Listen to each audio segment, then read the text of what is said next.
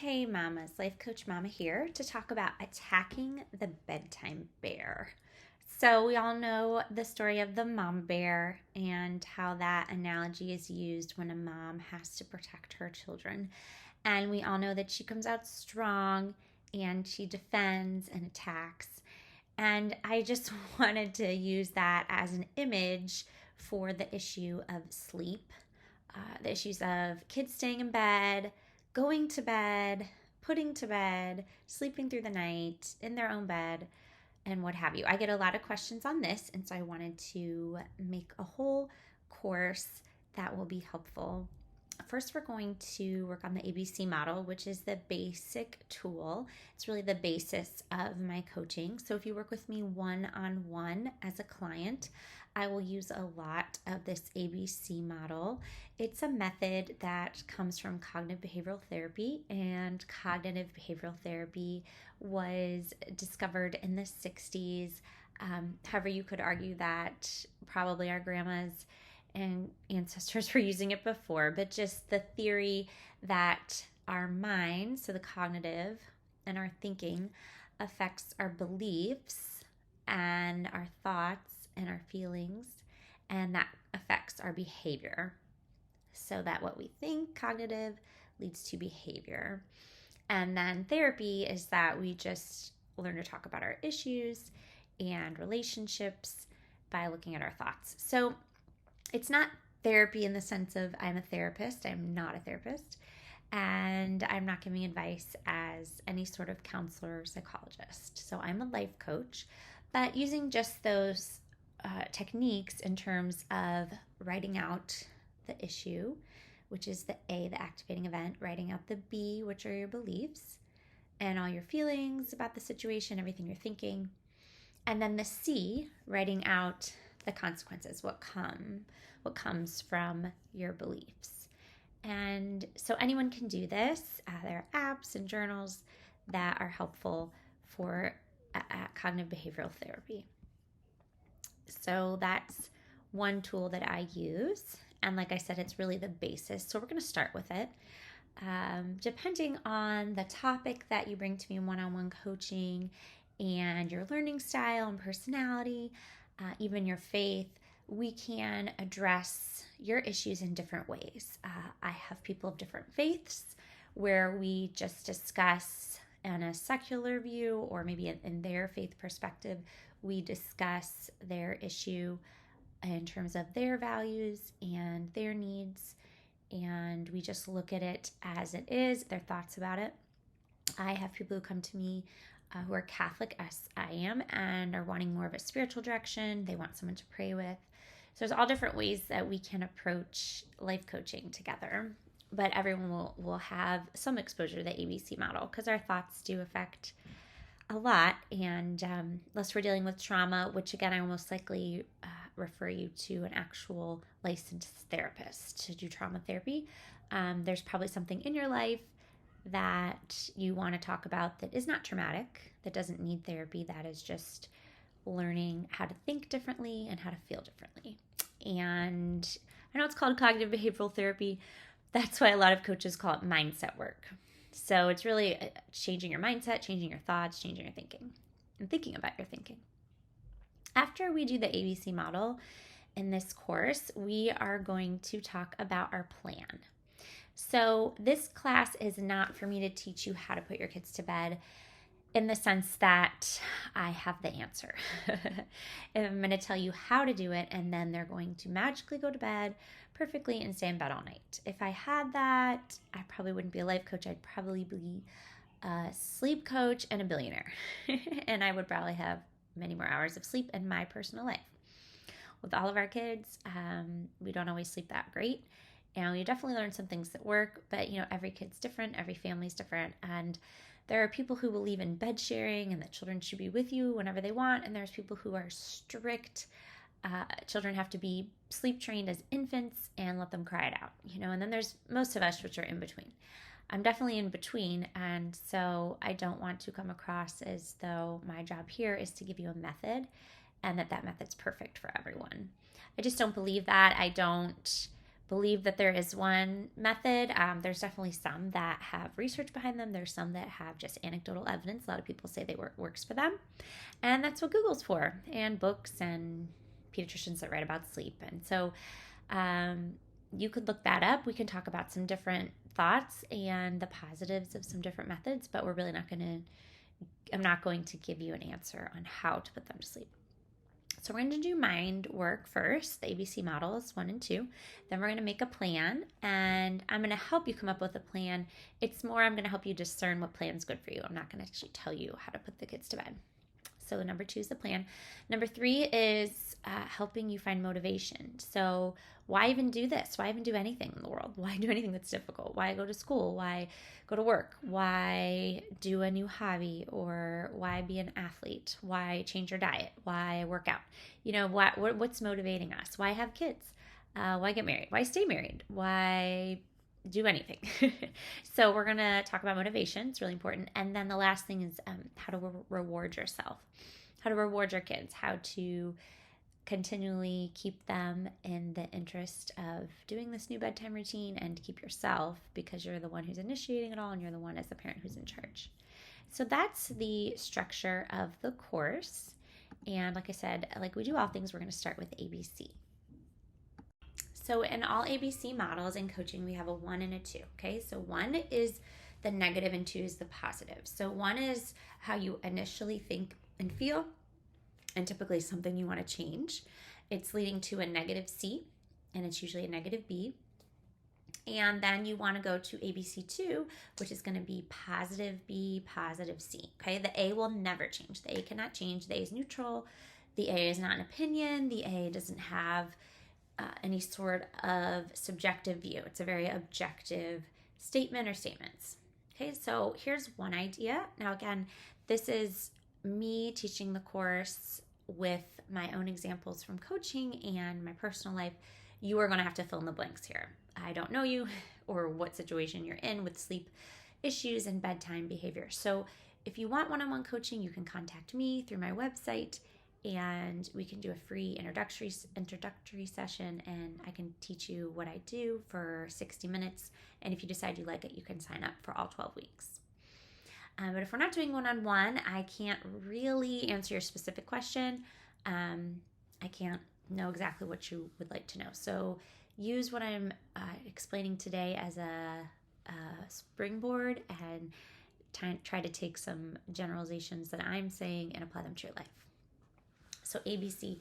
So the A, that's activating event. So kids aren't going to bed. Kids aren't staying in bed. Bedtime is horrible. Wouldn't be okay to say bedtime is horrible because that's an opinion. So we have to keep it neutral. So I'm going to have to teach you and coach you to say kids aren't sleeping, kids aren't staying in bed, and they're not going to bed at the time, whatever the hour is, okay? So that's the issue. The A is going to be the same for ABC1 and ABC2. B, beliefs. So write down all your thoughts and feelings. Okay, the A is usually quite short, but the B can be very long. So some thoughts are: I'm a bad mom. My kids are bad kids. This will never change. And then we spiral down into that rabbit hole of despair. I'll never sleep.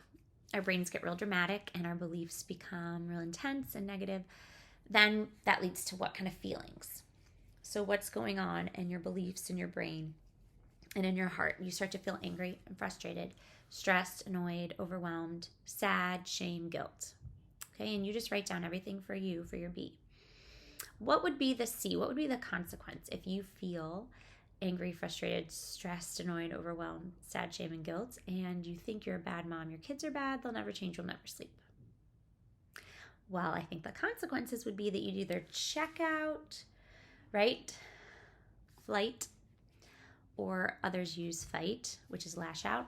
So checking out usually looks like scrolling on social media, watching TV, watching movies, calling or texting a friend, drinking, maybe having an extra glass of wine, overeating, maybe eating a whole bag of potato chips, going to your husband and complaining, okay? Or lashing out. So you're going to yell at the kids, you're going to nag the kids, you're going to remind the kids, okay? Nothing that's effective.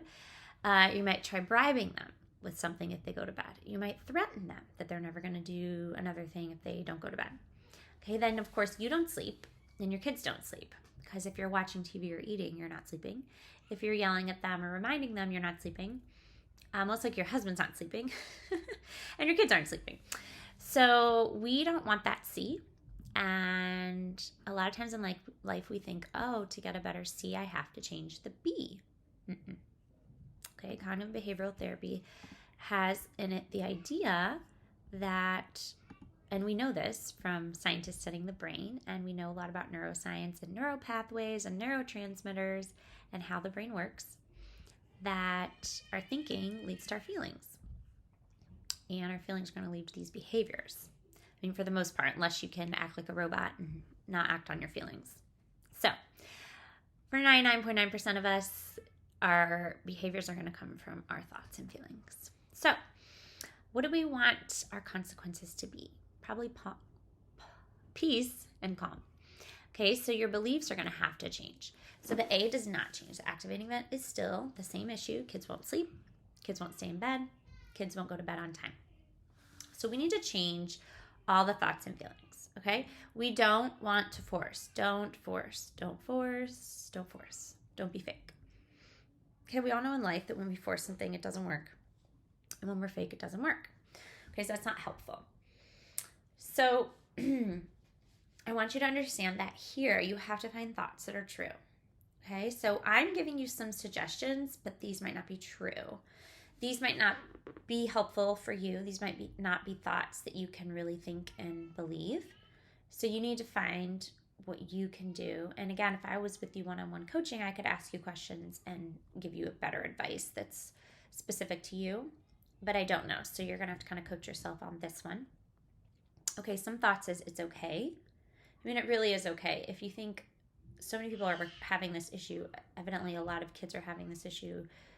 Apparently, people are going through it and surviving.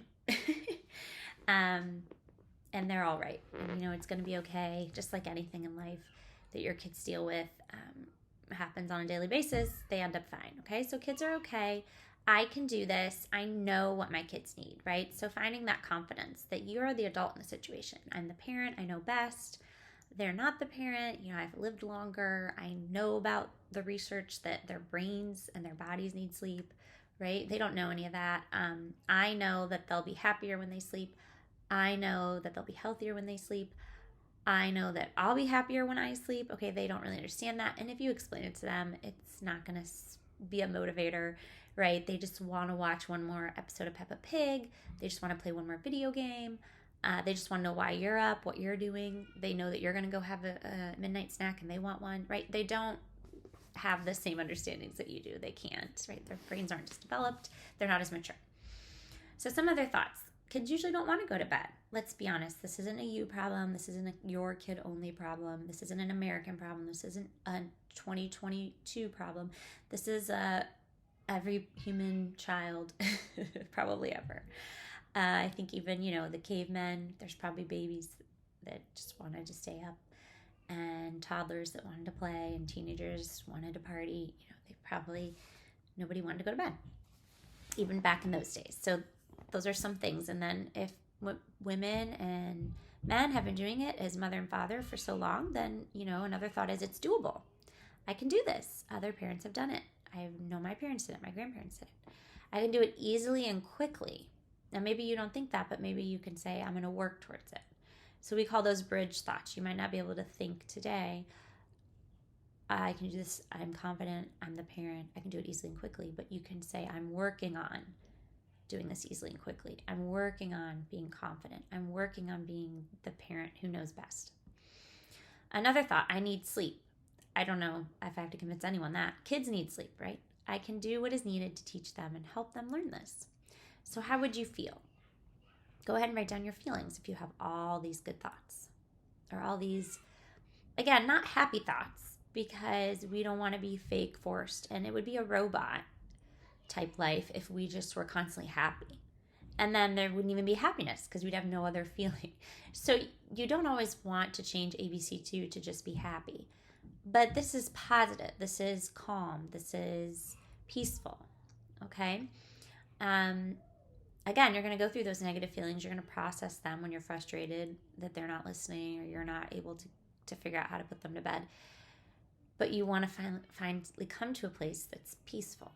So I would say you'd feel peaceful. You'd feel in control. You wouldn't feel out of control. You wouldn't feel overwhelmed. You'd feel content. Okay. Again, it might not be happy. You might not be like, whoa, I love getting you everything you need for school and getting your pajamas on and doing your bed. You might not, but you can be content. You can be confident and control. Okay. So how would your consequences be? What would you have as your end results? Okay. If you are feeling that way and thinking that way, how do you think you would be in the end? What do you think? Do you think you would be like you were in that first ABC model? Okay, you're able to follow your plan because you're not off on your phone or yelling at your husband or yelling at your kids or in the corner eating, right? You're calmly executing the plan. So you're actually going to do it. You're going to put them to bed and you're going to go to bed. They're going to go in bed. And, if they don't stay in bed, I redirect them calmly, and then I get to sleep at a reasonable time. My kids get to sleep at a reasonable time. Then the house becomes more peaceful. My husband's probably going to be happier. I'm going to be happier. We're both going to feel in control. We're going to feel like good parents. The confidence is just going to lead to other areas. Hey, we conquered that. We did the bedtime bear. Now what else can we attack? Right? And then you go to bed. Okay, so that's the ABC 1 to 2. Okay, so that's going from an ABC 1 to an ABC 2. Okay, second thing I want to talk about is making a plan. So like I said, there is a variety of thoughts here. I personally don't teach what to do as a parent as much as how to change your mindset, because not because I don't have opinions, I have very strong opinions. And I do think there are things that work better than others, and I do think some things are healthier. But look, I'm not a pediatrician, I'm not a psychologist, and I can tell you as a mom and just give you my personal advice of what worked. But the reason why I don't do that isn't because I don't think it's right or it would help you. It is that 90% of the time, maybe more, people come to me, they really aren't saying, I have no idea what to do. I mean, we have Google. So maybe before the internet, maybe before everyone in the world had a master's or PhD in something, there were no experts. Maybe you really did need your sister, your aunt, your grandma to give you advice. And actually, it's probably a better move because sometimes experts have like wonky ideas. But you don't really need me to tell you. Like, other people could tell you that.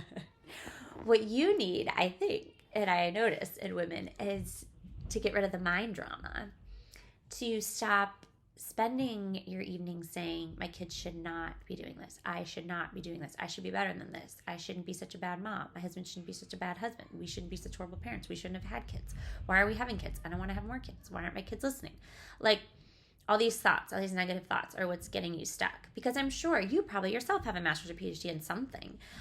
You've probably lived a long enough life and traveled the world and seen things, and you probably have advanced in your career. You're probably a smart person. You can probably Google sleep theories, okay? So I think it's kind of, not because I don't have an education, I do, and not because I don't have opinions or good experiences, I do.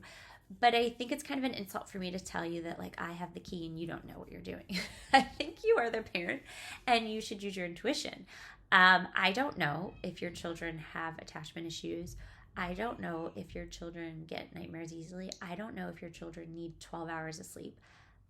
I don't know if your kids just want you to read the same book every night and, that's all they're asking for. As long as you read that one book, they'll sleep. I don't know if your kids need white noise. So I mean, I can give you some ideas. I do think it's important, and I do think research backs this up, that you're consistent. So whatever your plan is, you need to stick to it. I do think that kids need sleep. So ideally, the earlier the better. I mean, we stay up so late. I think in this time period in history, families are doing way too much, a lot of activities. They're leaving the house more than they ever have before. For good or bad, but we're just overbooked and busy and stressed. Homework has increased. Screens are obviously something new in human history, so screens don't help. I mean, these are things but sometimes we need to be reminded about the obvious, okay? So Maybe you're like, Lauren, I really don't know. I have a PhD in microbiology and I don't know parenting. And I was an only child and my parents don't have any advice because I was easy and perfect. Okay. So if you really are asking me some basic advice, your kids should not have screens really. Well, I don't think kids need screens really at all, but my kids use screens, here and there. Weeknights, I just don't think they do, but they might need to use them for homework. They might once in a while want to watch a movie, that's up to you. But they shouldn't use them before bed. I would say a good 2 hours at least would be my personal thought. I would also say they need to do something relaxing. So it's not like every single person in my house gets a bath and meditates and, stretches and does deep breathing. But, they do something relaxing. Start to turn the lights off, start to dim the lights. We actually do pray together as a family every night. And our prayer tends to be, it's Catholic, but tends to be like with the Hallow app, which has meditation. So we do some sort of mindfulness and meditation.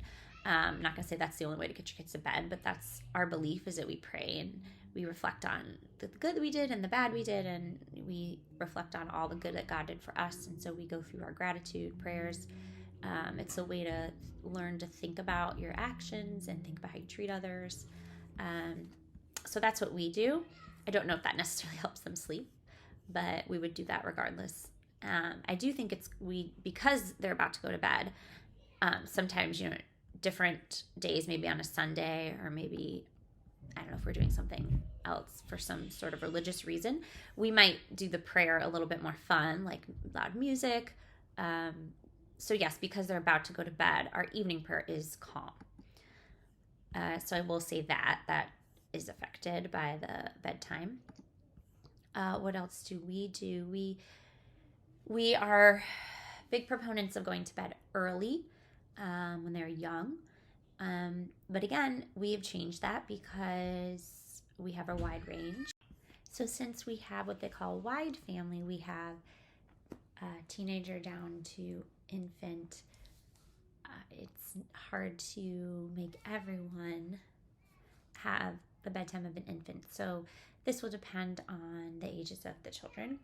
And also the one probably who's the oldest, because they tend to dominate the schedule. So if they have an activity or event and you need to go pick them up, it might not be possible to put little ones to bed and then leave the house unless both the parents are home every evening and it's not disrupting. So bedtime has changed kind of to the majority of the kids in the house, but it still is the earlier the better.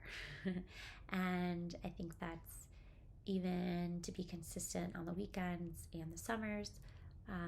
Of course, there's always times where we can allow them to stay up later, and they're going to, depending on family and friends and other activities. So, but more sleep the better. And there are those early risers. If you yourself have to get early to work and they start school early, then even more so they need to go to bed early. On that note, there's homeschoolers and those who are able to sleep in because they don't have school to get to, and types that are night owls, and parents and kids. So really has to work with your family, but I would suggest that more sleep the better. There's also important rest time during the day and also before bed. A lot of times I say that they don't need to be sleeping, they just need to be in bed. So we do a lot of reading, a lot of journaling, drawing, listening to audiobooks, but in bed at that time. So the third topic I want to go over is finding a motivation. So why do you want to change the bedtime routine?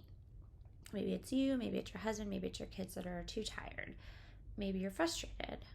Does it just take too much time to put the kids to bed? Are you not able to get your work done, whether it's housework or if you work from home, your actual work? Are you not able to have downtime for yourself because the bedtime routine is too long? Do you feel like it's just an area that you let go of? Different times in our lives, for instance, we have a newborn, they can consume us if we're moving or we have an illness.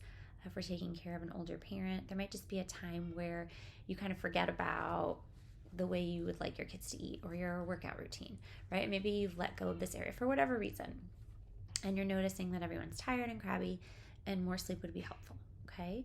Maybe you've ignored it for whatever reason. Maybe it's just too hard. Maybe one kid has kind of disrupted it because they don't like to go to bed. Okay, so is it making you lose your peace or joy? So that's really the question. And again, I can only really address it in one-on-one coaching, but you can answer it here. You can extrapolate from what I'm saying, personalize it to your situation because you know you and you know your circumstances and the relationships, people in your home. And I don't. So you're going to tell yourself this motivation, whatever it is. Okay, so I would suggest writing it down. And I think it's always good to write down where you could see it. I know people like to put things on bathroom mirrors. You could also put it where you're going to be tucking your kids into bed. Although, the kids are probably going to rip it down if you have a sticky note in their room. So, I don't know, wherever you go before you put them to bed, or maybe just in your kitchen, somewhere where you always are. Some people are just visual, others are not. So maybe just have it in the back of your mind. It's your reason to do it because you're going to get tired. You're going to tell yourself it's not worth it. You're going to want to give up. You're going to get to the point where it doesn't seem like it's going to stick, so you just want to go back to your old ways. So you're going to have to remind yourself, okay? And again, it's your motivation. I'm not giving it to you. Really, it has to be what's motivating you to do it. And we do a lot of things in life, right? We do things that are uncomfortable and difficult that we wonder, why are we doing it? Oh, right, that motivation. There's a reason behind it. So just remind yourself. And the fourth and last thing that I want to discuss in the talk is about rewarding yourself and your kids. So I think this one is good. Some people like to have something to look forward to. Some people are into tangible things, gifts. Some people are just into time.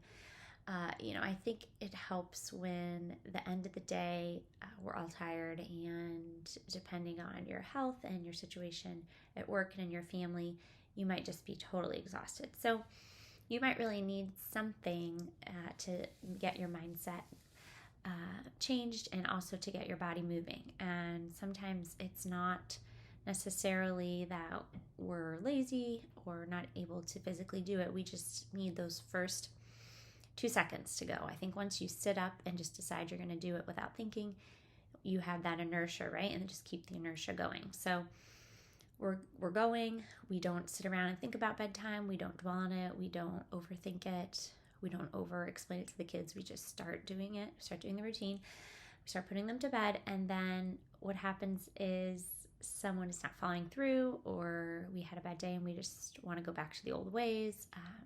We're tired, not feeling well. So again, you want to look at the motivation, but you also want to have a reward in mind. Now, for yourself, I think it's just good to have it in the back of your mind. I mean, you can write it down. You could post it somewhere. But it's just for you to tell yourself, oh, there'll be a time where I'm in a good place. Whatever that is for you, relaxing. Something that really is truly self-care. I'm all for the sweet and salty snacks and the nice drink at the end of the day, but I think something that's healthy that will actually really make you feel good, because you don't want to be answering your stress and indulging in something that could be unhealthy, because this is difficult. So some suggestions of something that would be relaxing and healthy would be a cup of tea, a bubble bath, calling a friend, talking to your husband, but not like complaining and venting about the night, but like just having some one-on-one time. Some people have hobbies they like to do. Some people just are happy to read and journal. Really, whatever that is for you. Of course, you can have a glass of wine and watch TV, but I wouldn't want that to be like your motivation every night, because I'm sure that's not something you want to be doing every single evening. So whatever that is for you, and I think it's nice if it's something special. I don't think anyone is doing a bubble bath every night. So I think that would be special, and most women are probably not taking the time to call an old friend every night. So something that is a little bit out of the ordinary, but not that elaborate where you'd have to go to the store and plan it out. So you want to come from a calm place. If maybe it's going out for coffee, maybe your husband says, well, I guess you won't go out for coffee at night, but maybe it's going out to see a friend, or getting out of the house and doing some shopping that you like to do. If it's not that late, if you have little ones, go to bed really early. You just want to come from a calm place. You don't want to be in your mind as you're bathing your kids or having your kids put pajamas on or saying goodnight. You don't want to be like, oh, I got to get to my friends. I got to get out. I got to go to that store. I got to go. It's almost closing, and like rushing them. And then you're going to come from an agitated, stressed out place. So if that's what you choose to do, of course, that's totally fine. Come from a calm place. We don't want to like fixate on this so that we're totally absent from our kids and not even thinking about them and what we're doing with them. We want to be in the moment, but every once in a while, if they're screaming or getting out of bed for the 18th time, you tell yourself, like, it's okay. When this is done, I'm going to make that hot cup of tea. I'm going to read that book I've been looking forward to. So just once in a while. Now, when it comes to the rewards with kids, I will say, as much as I said before, I don't give a lot of advice. I will say try to stay away from food for a lot of reasons. And I think we all know that it's just better to have a different reward, especially junk food, because then we're training our kids' brains when we go back to the cognitive behavioral therapy and the neural pathways, and we're giving them in their brains that habit that a good behavior is linked to junk food. Okay, so I know for me, I've kind of trained myself to eat healthy so that actually, in some ways, healthy food is connected to positive events. So we want to do that. I know that might not be realistic or might not be good with your family. That's just advice I tend to push when I can. So take it for what it's worth. I do think that a real reward that they would enjoy. Now, again, if there's a special breakfast like pancakes and bacon, it's not necessarily egg whites and spinach, a smoothie, but it's also not junk food. So if you want to surprise them with that after the third night, let's say, okay, we don't just do one night and now mom's gonna slave over, dad's gonna work really hard for a delicious breakfast and do a bunch of dishes. So something like that after a few nights, I would say wait till 3 nights. If you have a terribly difficult kid, or if it's just a long night, or one that seems like he's never gonna do it, or one that she doesn't ever want to be in a bed, you might want to give him or her something in the morning once they do follow through. So when they do easily and they're calm and they're responsive and respectful of your direction, then you might want to give them something in the morning. Maybe I'm not a big sticker chart person, but if they like stickers, I wouldn't say like a toy every time because that would get a little expensive. So whatever it might be. And some kids, like some adults like verbal affirmations. So sometimes it's just reminding them how proud you are, giving them verbal reward, giving them words of appreciation, giving them positive feedback, okay, verbally. So you could do that. I think too, like maybe just something that naturally is going to happen because they went to bed on time. Like, hey, now mom has time to relax. Now mom's happier. Now that mom's happier, mom might go do that thing you've been wanting to do. You let me go to bed and hang out with dad. Now dad and I had time to talk about the thing you wanted to buy. Or, I got to sleep last night because you stayed in bed and you went to bed at a good time. Now we can go somewhere fun as a family because we're not all crabby and we have more time on our hands. Mom was able to do the laundry and dad was able to clean the kitchen because instead of putting you to bed 50 times, you were sleeping. So now we don't have to do our Saturday morning chores. We're just going to go to the playground. Okay, so I don't know, whatever works with your family, but that is kind of more just like linking, and of course that would be an age appropriate. So it have to work for you and your family, whatever your kids are motivated by, what would reward them. I would suggest though not mentioning it in the evening. Now again, it depends on the kid. Some are really motivated by stuff or time with you. So I think mentioning it depending on their age might be good. But I know what happens with me is sometimes I over-mention it and then it's like a threat, and threatening isn't good for a lot of reasons. Or it's a bribe, and that isn't good either. So we don't want either of those tactics where, okay, you didn't stay, now you don't get this. Remember what I said, you're going to get this. Oh, you're not going to get it. So that's just like nagging and annoying and teaching them that they should only do something because you're going to give something or take something. They're not really learning, they're not really growing. It's not the best form of parenting.